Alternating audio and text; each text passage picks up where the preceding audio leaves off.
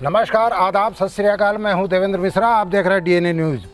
Corona महामारी, जी हां, आज की परिचर्चा का विषय है कोरोना महामारी। मार्च में वुहान से निकले इस वायरस ने पूरे दुनिया में बहुत ज़्यादा तबाही मचाई है। करोड़ों लोग इसके शिकार हो गए और आज भी इसके कहर को लोग भुगत रहे हैं। अगर हम अपने देश की ही बात करें तो तकरीबन 98 लाख लोग कोरोना से संक्रमित हो चुके हैं, जिसमें 93 लाख लोग जो हैं वो ठीक हो गए हैं। लेकिन मौत का आंकड़ा भी बहुत चिंताजनक है। तकरीबन 1.5 लाख लोग इस बीमारी के चलते काल के गाल में समा चुके हैं। आज इस बीमारी की दूसरी लहर से लोग पीड़ित हैं और यह समझ में नहीं आ रहा है कि इस बीमारी पर आखिर रोकथाम कैसे लगेगी। जी हाँ, वैक्सीन का दावा सभी देशों में किया जा रहा है, लेकिन इंतज़ार अब तक बाकी है कि आखिर कोरोना का वैक्सीन कब लोगों को मिलेगा और कब इस बीमारी से लोगों को निजात मिलेगी, कब मास्क, सैनिटाइजर और सोशल डिस्टेंसिंग जैसे नियमों से उन्हें आज़ादी मिलेगी। आज की परिचर्चा में हमारे साथ मौजूद हैं विख्यात चिकित्सक सुमित प्रभात गुप्ता जी, साथ में हमारे हैं विवेक तिग्गा जी और जनता की नुमाइंदगी कर रहे हैं प्रखर और दिग्गज पत्रकार रज्जाक रिजवी जी। हम बात का सिलसिला चालू करते हैं डॉक्टर सुमित गुप्ता जी से। सुमित गुप्ता जी, एक बात बताएंगे कि ये बीमारी की दूसरी लहर ये क्यों और कैसे उठी है? कोई भी बीमारी रहती है जो जिसको पेंडेमिक कहते हैं। पेंडेमिक वो शब्द है कि जो एक से ज़्यादा देशों में अनेक देशों में एक साथ अगर बीमारी, एक जैसे सिम्टम्स और एक जैसे लक्षण की बीमारी होती है तो उसको पेंडेमिक बोलते हैं। दूसरा लहर इसलिए बोलते हैं क्योंकि ये इसका लहर ट्रीटमेंट, बीमारी चालू होती है, ट्रीटमेंट होता है, फिर कंट्रोल आता है, वापस फिर लोग नेग्लिजेंस करते हैं तो इसका सेकेंड वेव वापस लोगों की वापस नेग्लिजेंस के कारण सेकेंड वेव आती है। तो अभी पूरे देश में सेकेंड वेव का कहर है, जो कि इंडिया में भी हो रहा है, पूरे यूरोपियन कंट्रीज़ में है, अमेरिका में है। तो ये भी अभी धीरे धीरे डल हो रही है, तो इससे भी लोग ठीक हो जाएंगे। एक सवाल ख़ास तौर पे जनता से के बीच से आया हमारे पास कि ये जो लापरवाही बढ़ती जा रही है, लॉकडाउन में जो तस्वीर थी कि तकरीबन हर आदमी जो है सोशल डिस्टेंसिंग, मास्क, सैनिटाइजर का उपयोग करते पाया गया, लेकिन उसके बाद लोग बेपरवाह हो गए हैं। इसका खामियाजा आने वाले दिनों में क्या भुगतना पड़ेगा? जैसे भी कोई भी बीमारी होती है, कुछ समय में लोगों को उसके बारे में अवेयरनेस नहीं होती है। मीडिया में इतना ज़्यादा उस बीमारी के बारे में दिखाया जाता है, पूरी दुनिया इस बीमारी को कवर करती है, तो लोग वैसे ही दहशत में रहते हैं। और साथ में जब गवर्नमेंट ने लॉकडाउन किया तो बहुत स्ट्रिक्ट उसको पालन किया, तो लोग अपने घर में थे। बट थोड़े समय बाद इंसान इस बीमारी से कुछ उभर जाता है, बीमार होकर ठीक हो जाता है। तो ये एक मानसिक एक वो है कि लोगों को इस बीमारी का भय ख़त्म हो जाता है और भय ख़त्म होने के कारण ही लोग इस लापरवाही को करने के लिए तैयार हो जाते हैं। लोगों के यहाँ लोगों के यहाँ शादियाँ, बिजनेस, सारी चीज़ें बंद थी। अब आदमी जैसे ही लॉकडाउन ख़त्म हुआ तो लोगों ने सोशल डिस्टेंसिंग और ये सब में जो लापरवाही की है, उसी के कारण हम ये सेकेंड वेव का देखा है। डॉक्टर विवेक तिग्गा जी, इस बीमारी के बारे में कहा जा रहा है कि ये महिलाओं के ऊपर, ये बुजुर्ग और बच्चों के ऊपर ज़्यादा उनके लिए घातक है, उनके ऊपर ज़्यादा असर कर सकता है। तो उनको बचने के लिए क्या करना चाहिए? क्योंकि अभी भी खतरा टला नहीं है और बल्कि भयावह रूप में आ रहा है, क्योंकि मरीजों की तादाद तो बढ़ते ही जा रही है। तो ख़ास तौर पे बच्चों और बुजुर्गों को बीमारी से बचाए रखने के लिए क्या करना चाहिए? देखिए, सबसे अच्छी बड़ी बात तो ये है इस बीमारी की, जिनकी भी प्रतिरोधक क्षमता अच्छी है, जो हेल्दी हैं, जिनकी इम्यून सिस्टम अच्छा है, वो लोग इस बीमारी से कम प्रभावित हुए हैं। या तो अगर उन्हें इन्फेक्शन हुआ भी है तो उनका मतलब इन्फेक्शन जो है वो डिजीज़ के रूप में मैनिफेस्ट नहीं हुआ, मतलब उन्होंने इन्फेक्शन ग्रहण किया बट उनको किसी भी प्रकार के, बहुत सारे लोगों को लक्षण नहीं आए। और इसमें बच्चों को तो उतनी ज़्यादा इन्फेक्शन नहीं देखा गया है, बट बुज़ुर्गों में ज़रूर पाया गया है, क्योंकि अधिकतर बुज़ुर्ग जो होते हैं साथ में उनको डायबिटीज़, हाइपरटेंशन या दिल की बीमारी, किडनी की बीमारी या कुछ ना कुछ साथ में कोमॉर्बिडिटीज़ होती हैं। तो और एज के कारण से भी उनकी रोग की प्रतिरोधक क्षमता कम होती जाती है। तो जिनके भी इम्यून सिस्टम कम है, चाहे वो यंग लोग हैं जो बहुत मोटे हैं, यंग लोग हैं जिनको सिकलिंग हो, शुगर की बीमारी हो, तो ये लोग भी बुजुर्गों के बराबर ही रोग के लिए उतने ही ससेप्टेबल हैं।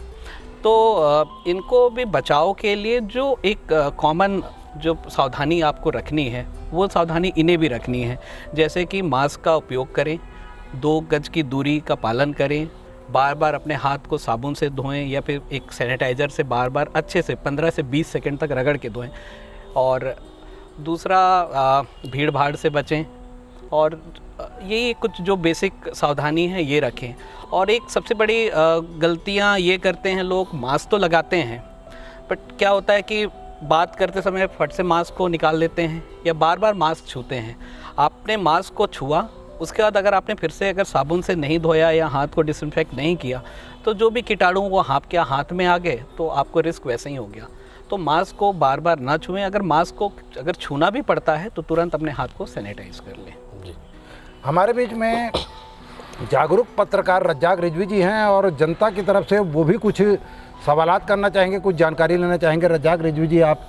डॉक्टर साहब, मेरा आपसे एक सवाल ये था, ये जैसे कोरोना जनवरी में शुरू हुआ, जैसे हमारे भाई साहब ने बताया, चाइना के वुहान शहर से, और उसके बाद मार्च में हमारे हिंदुस्तान में इसका ज़्यादा फैलाव हुआ। क्या आपको ये लगता है कि केंद्र सरकार ने सही समय रहते हुए कोरोना की रोकथाम के लिए प्रयास किया?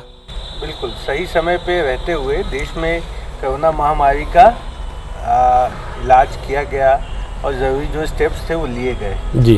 हमारे यहाँ जब भी ये पेंडेमिक स्टार्ट होता है तो ये लोगों को डराने के हिसाब से एकदम से लॉकडाउन नहीं होता है। इसका स्टेप बाय स्टेप गाइडलाइंस है, जो WHO की गाइडलाइंस है, उसको फॉलो करते हुए हमारे देश में सब चीज़ों को देखा गया और उसका पालन किया गया। टेस्टिंग हुई। टेस्टिंग पेंडेमिक में नंबर ऑफ टेस्टिंग का मतलब नहीं होता। पेंडेमिक का मतलब है कि अपने इलाके में इस बीमारी का प्रेवलेंस को पता करना।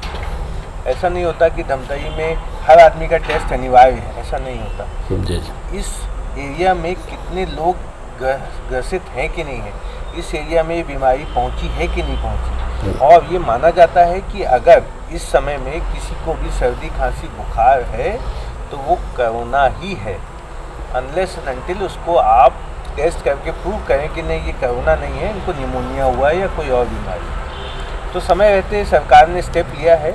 बहुत सारी स्वयंसेवी संस्थाओं ने भी इसमें बढ़ चढ़ के योगदान दिया है। डॉक्टर्स ने, पुलिस ने, ट्रैफिक वालों ने, मीडिया ने, सब ने अपने अपने लेवल पे कोशिश की है। हमारा देश बहुत विशाल है, जनसंख्या बहुत ज़्यादा है, कम एरिया में बहुत डेंसली पॉपुलेटेड लोग रहते हैं, तो इन सब चीज़ों से हमारे को बचना कंपेयर टू अदर कंट्रीज़, दूसरी देश के लोगों से हमारा ये बीमारी से रोकथाम करना थोड़ा मुश्किल था, बट लोगों ने प्रयास किया, इसलिए हम अभी फिर भी हम सब चीज़ों को मैनेज कर पाए। डॉक्टर साहब, मेरी कई डॉक्टर लोगों से मतलब चर्चा हुई, उनका ये कहना था कि जैसे हमने ये स्टेप उठाया मार्च में, अगर हमारे सरकार भी 2 महीना पहले अगर ये स्टेप उठाई होती तो आज जो हज़ारों लोग इस बीमारी से ख़त्म हुए हैं और लाखों लोग जो पीड़ित हुए हैं वो इतना ग्राफ नहीं बढ़ता। आप अगर ये देखेंगे कि WHO की देश में सिस्टम बने हुए हैं, कोई पेंडेमिक आता है जो महामारी, विश्व महामारी का है, तो उसमें हमको अपनी WHO की गाइडलाइंस को फॉलो करना पड़ता है प्रेवलेंस के लिए। वो गाइडलाइंस हमने फॉलो की। जब पहली बार देश में लॉकडाउन हुआ था या जो इन्फॉर्मेशन आई थी, उस समय में भी WHO की गाइडलाइंस नहीं थी कि लॉकडाउन किया जाए। WHO की गाइडलाइंस में नहीं था, फिर भी अपने देश में अपनी तैयारियां उतनी नहीं थी, उसके लिए समय मांगने के लिए, व्यवस्था करने के लिए लॉकडाउन किया गया और स्टेप्स लिया गया। इसमें मुझे ऐसा नहीं लगता कि इसमें कहीं देरी हुई है, क्योंकि हमारे देश में पहले फेज़ में भी कम था केसेस, लोगों ने बाद में लापरवाही की, इसके कारण से केसेस बढ़े हैं। वो हम जनता का भी थोड़ी सी रिस्पॉन्सिबिलिटी होती है, तो हमको सब चीज़ों का पालन करना चाहिए। डॉक्टर साहब, एक बात और सामने आई है, अधिकांश जो लोग मरे हैं कोरोना की बीमारी से वो 40 साल से लेकर 60 साल के बीच के लोग हैं, 60 साल के बीच के लोग। ये एक विशेष आयु वर्ग के लोगों के ऊपर ये ज़्यादा इफेक्टिव रहा, ऐसा क्यों? जी हाँ, जैसा पहले भी मैंने बताया कि बुजुर्ग अवस्था के साथ में ही शरीर की प्रतिरोधक क्षमता कम हो जाती है, और जो 40 से 60 के बीच में भी जिनकी अगर अधिक डेथ हुई है तो उनको साथ में अधिकतर लोगों को ये पाया गया कि या तो वो डायबिटिक पेशेंट थे, या किसी की किडनी की समस्या थी, किसी को हार्ट की समस्या थी ये। और दूसरी बात कुछ देखिए, इस बीमारी की अच्छी चीज़ क्या है कि बाकी बीमारियों की तरह इसमें ज़्यादा मॉर्टेलिटी नहीं है। जैसे जितने लोगों को इन्फेक्शन हो रहा है उस लिहाज से उतने ज़्यादा लोगों की डेथ नहीं हो रही है। ये बीमारियों का मॉर्टेलिटी बहुत कम है, हाल ऑल्दो इसमें फैलने की वो प्रतिशत ज़्यादा है, ज़्यादा लोगों को फैल रहा है। तो एक तो बीमारी को लोग क्या होता है, बुखार आया या सर्दी खांसी हुई तो लोग घर पे ही ट्रीटमेंट, मतलब घर पे ट्रीटमेंट तो कर रहे हैं बट मॉनिटरिंग नहीं कर रहे हैं। जैसे कि फेफड़े का जो इन्वॉल्वमेंट होता है, ये मानते हैं कि 6वें से 8वें दिन के पास शुरू होता है, और पीकिंग वही 6वें 8वें या 10वें दिन के आसपास पीकिंग हो रही है, जिसमें फेफड़े का इन्फेक्शन चरम सीमा पे चला जाता है। तो अगर बहुत सारे लोग घर पे रहे लेकिन उन्हें मॉनिटरिंग नहीं की, जैसे बराबर रूप से अपना ऑक्सीजन नहीं देखा, या फिर उनको बार बार अगर बुखार आ रहा है फिर भी उन्होंने मेडिकल हेल्प नहीं लिया, तो इन लोगों में मॉर्टेलिटी ज़्यादा हुई है। लेकिन जिन्होंने अपने मॉनिटरिंग बराबर की या जिनके कोमॉर्बिडिटीज़ नहीं थे, वो सब अच्छे से ट्रीट हो गए हैं। डॉक्टर साहब, एक सवाल था मेरा जी कि आपने भी शायद पढ़ा होगा, सीरो एक जो है वो एक सर्वे एजेंसी है। जी इन्होंने दिल्ली में एक सर्वे करवाया था और वहाँ ये पाया था कि लगभग उस समय तक के इनके जो आंकड़े थे, 45 लाख लोग दिल्ली के इसे पॉजिटिव थे। जी उन्होंने रेंडमली, और उनके अंदर में एंटीबॉडी डेवलप हो गए। जी तो ये क्या माजरा है कि, और एक बार मैंने डॉक्टर साहब से भी बात की तो उन्होंने भी कहा था कि ये लगभग हर किसी को इस दौर से गुजरना है, जी कि एक बार ये होगा, लोग ऑटोमेटिक खुद से भी ठीक हो सकते हैं, कुछ मेडिसिन से ठीक हो सकते हैं, लेकिन इसके कहर से बचना जो है वो मुश्किल है, क्योंकि ये एक महामारी है। तो ये क्या मामला है कि मतलब लोगों को ये होता है, एंटीबॉडी भी डेवलप हो जाता है, इसको थोड़ा विस्तार से बताएंगे। देखिए सेरो सर्विलेंस में क्या होता है कि वो लोगों में देखते हैं कि किस में एंटीबॉडीज़ डेवलप हुई या नहीं हुई, बट अपने पास ये डेटा नहीं है कि दिल्ली की कितनी टोटल पॉपुलेशन का उन्होंने सेरो सर्विलेंस किया था, या कि कुछ कुछ रीजन्स में कुछ कुछ लोगों का ही किया है, तो कोई वो एग्जैक्ट डेटा नहीं है।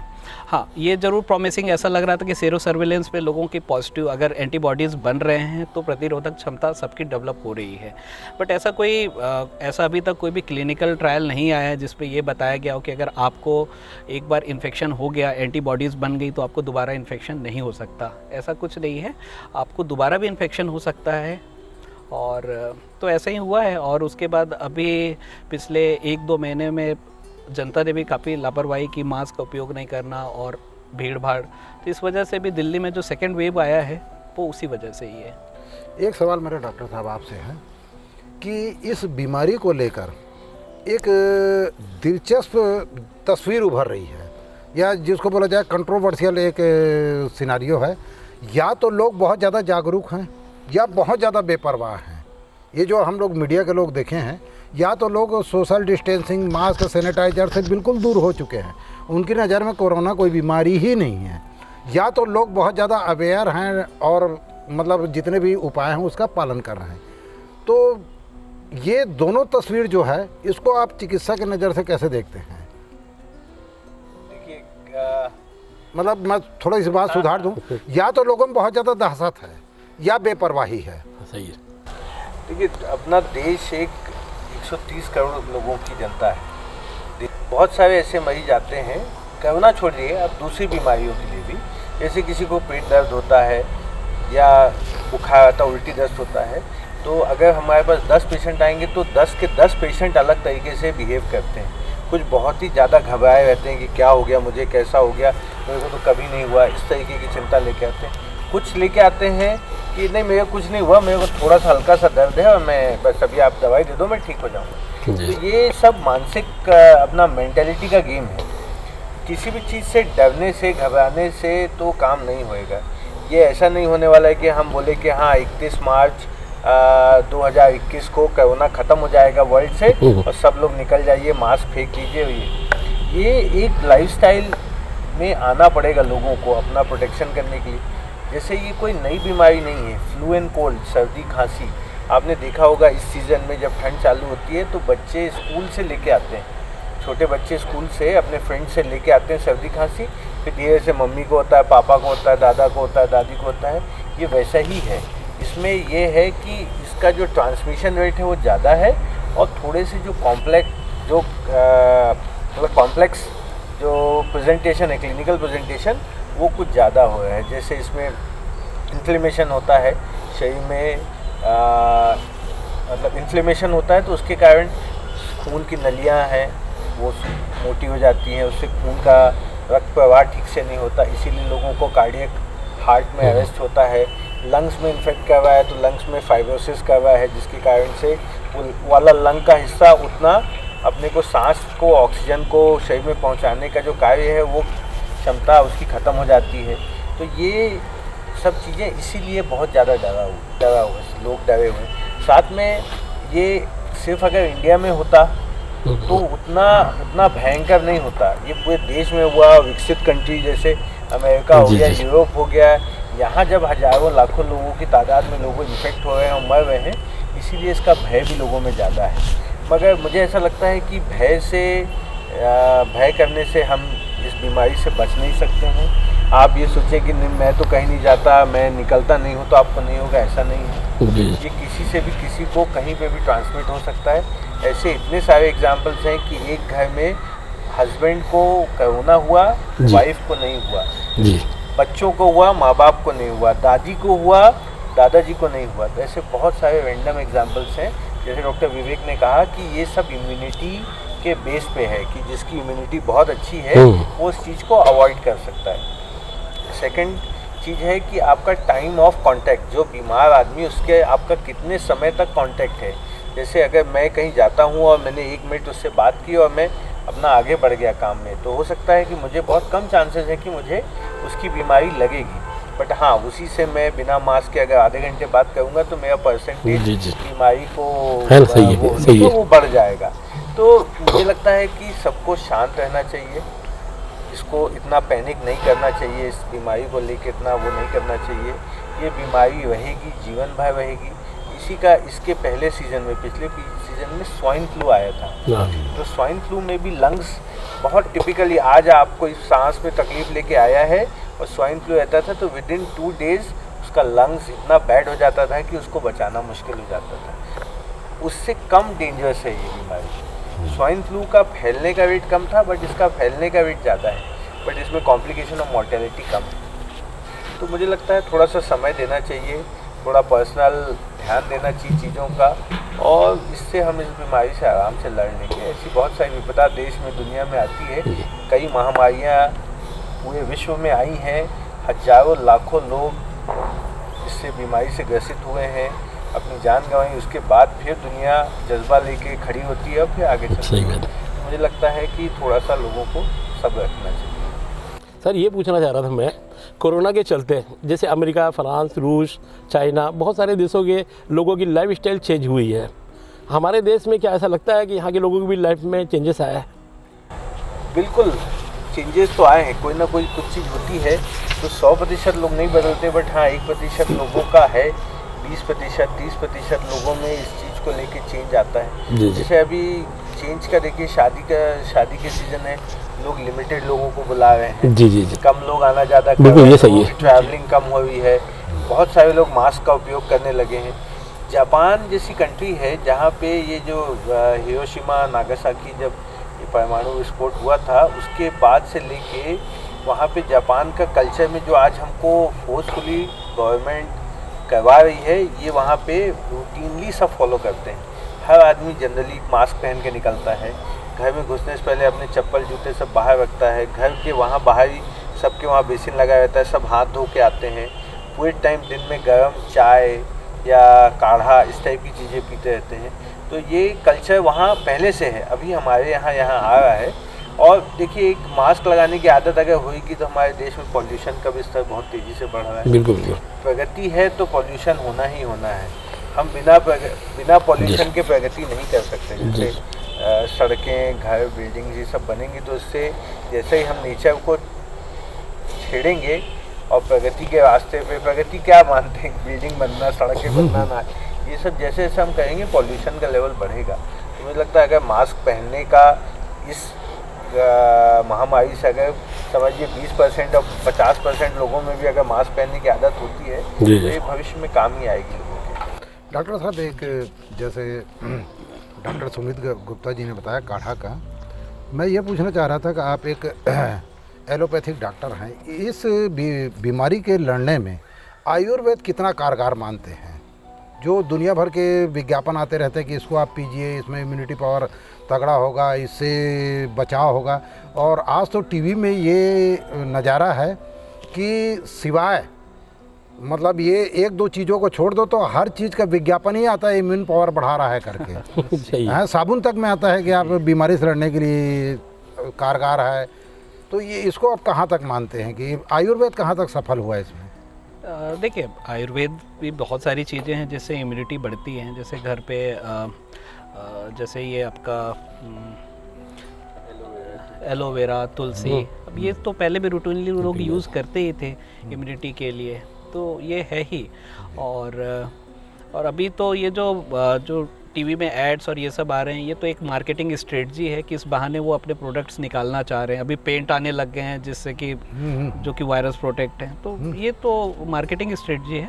बट आयुर्वेदिक का रोल है, बट लेकिन काढ़ा जो है उसका भी लिमिटेड यूज़ होना चाहिए, क्योंकि अभी लोगों ने मतलब काढ़ा में एक फिक्स प्रोपोर्शन में सारी चीज़ें यूज़ करना चाहिए। अभी हर कोई काढ़ा बना रहा है और खूब कई 4-4, 5-5, 6-6 महीने से 2-2, 3-3 टाइम काढ़ा पी रहे हैं, तो लोगों को अब एसिडिटी वगैरह की प्रॉब्लम होने लग गई है। तो एक प्रोपोर्शन में यूज़ होना चाहिए और प्रॉपर वे में हो तो अच्छा है। ये सवाल मैंने इसलिए पूछा क्योंकि दिल्ली के हमारे एक मित्र है जो अभी सफरिंग फ्रॉम कोरोना, तो उनको मैंने सलाह दिया काढ़ा का, तो वो बोले मैंने काढ़ा पिया, और जब मैं अपने डॉक्टर से बात की तो बोले कि आप इसको ना लें या लिमिटेड ले, ज़्यादा अच्छा है क्योंकि इसका असर लीवर के ऊपर पड़ रहा है करके। तो वही बात हो रही है। जैसे इसमें ना देखिए, कोई जैसे एलोपैथिक दवाई है, समझ लीजिए पेंटाप्रेजोल की गोली होती है जो एसिडिटी कम करती है, तो उसका एक्शन जब अपन मुंह से लेते हैं, पेट में जाते हैं, उसका आयन कहाँ निकलता है, दवाई किस में टूटती है, कहाँ काम करती है, शरीर का कौन सा सेल पे काम करती है, एसिडिटी एसिड बनाती है, उसको न्यूट्रलाइज करती है, एसिड का प्रोडक्शन होती है, इसका एक एक चीज़ का रिसर्च वर्क है। रिसर्च वर्क है, और वो चीज़ें वैसी रिसर्च वर्क से ऊपर से नीचे तक डॉक्टरों को जानकारियाँ आती हैं, CME होती हैं, लिटरेचर्स आते हैं, इसके बारे में जानकारी होती है क्या रिसर्च हुआ। वैसे ही आयुर्वेदिक में रिसर्च होता है, मगर कितने लोगों तक पहुंचता है, किस लेवल पे रिसर्च हो रहा है, ये सब कहना थोड़ा सा मुश्किल है। हम भी आयुर्वेदिक दवाइयाँ, जैसे सर्दी होती है तो सीतोपल आदि बचपन से खाते हैं, मगर 1 या 2 बार खाते हैं, ऐसा नहीं कि सिर्फ वही चीज़ें चला रहे हैं। लोग शुगर के लिए एलोपैथिक आयुर्वेदिक दवाइयों को बहुत ज़्यादा उपयोग करते हैं। कितने हम लोगों ने पेशेंट देखे जिनकी किडनियाँ ख़राब हो गई, कंप्लीट ख़राब हो गई, ट्रांसप्लांट की ज़रूरत है, तो डायलिसिस पे। तो दर्द की दवाई से भी वैसे होता है, एक्सेसिव यूज़ से होता है। मगर कोई भी, वही मैं बोल रहा हूँ कि आप रिसर्च बेस्ड, आज टीवी पे आपने बताया इतने सारे ऐड आ रहे हैं, कहीं घुटने दर्द दूर करने का तेल आ रहा है, कहीं कोई आप मंगा के देखिए उसको, किसी को फ़ायदा नहीं होता है। 1-2 को फ़ायदा हुआ तो वो बोलेगा हाँ फ़ायदा हुआ, बट जनरली उसमें ऐसा कुछ रहता नहीं हो। आप उसकी कीमतें देखिए, वो तेल आता है 800-2000 रुपये की एक छोटी सी बोतल। तो टीवी ऐड का कमर्शियल जो है वो उसका पैसा भी उसकी कॉस्ट में जुड़ा हुआ है। मुझे लगता है इंसान को अपने विवेक से करना चाहिए, समझ के करना चाहिए। किसी चीज़ को लेने में हर्ज नहीं है, बट उसका ये होना चाहिए कि थोड़ा सा ऑथेंटिकेशन पता कर ले कि क्या है फ़ायदा, इससे क्या नहीं है। अलग अलग स्कूल ऑफ थॉट होते हैं। जैसे कि कोई कैंसर का एडवांस पेशेंट मरीज आया है, उसको कैंसर बहुत भयंकर फैला हुआ है, एलोपैथिक में कोई दवाई नहीं, कीमोथेरेपी हो नहीं सकती, पेशेंट टॉलरेट नहीं कर रहा है, तो कई बार हम भी बोलते हैं कि देखिए ये इनके पास समय कम है, आपको जो इनका इलाज करवाना है, आपको झाड़ फूँक करवाना है, आपको एलोपैथिक देना है, आपको आयुर्वेदिक देना है, आप सब कोशिश करें। ऐसी परिस्थितियाँ भी आती हैं। रजाक भाई, क्लोजिंग क्वेश्चन कुछ?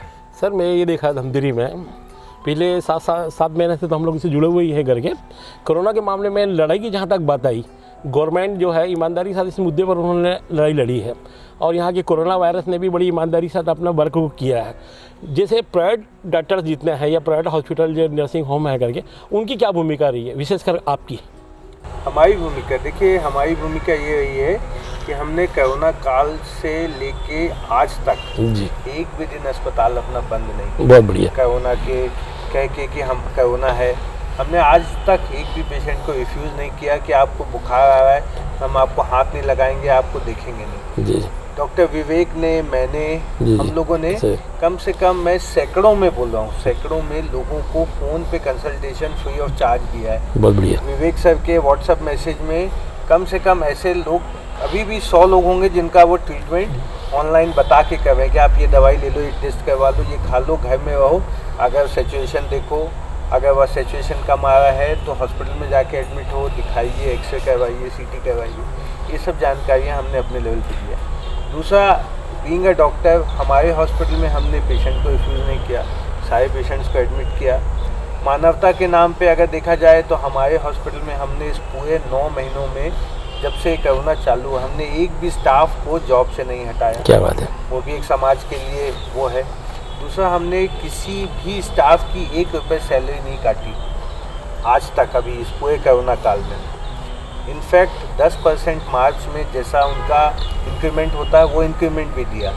तो ये हमारा समाज के प्रति जो उत्तरदायित्व है, जो हम करना चाहते थे, वो हमने किया है। डॉक्टर विवेक तिग्गा जी, हमारे दर्शकों को कुछ आप टिप्स देंगे जी इस कोरोना महामारी से कैसे बचे, कैसे लड़ें? जी, देखिए सबसे पहली बात तो अभी कोरोना खत्म नहीं हुआ है, तो सावधानी अभी भी बरतते रहें। 2 गज की दूरी, मास्क का प्रॉपर उपयोग, हाथ को सैनिटाइज़ कीजिए बार बार साबुन से या फिर सैनिटाइज़र से।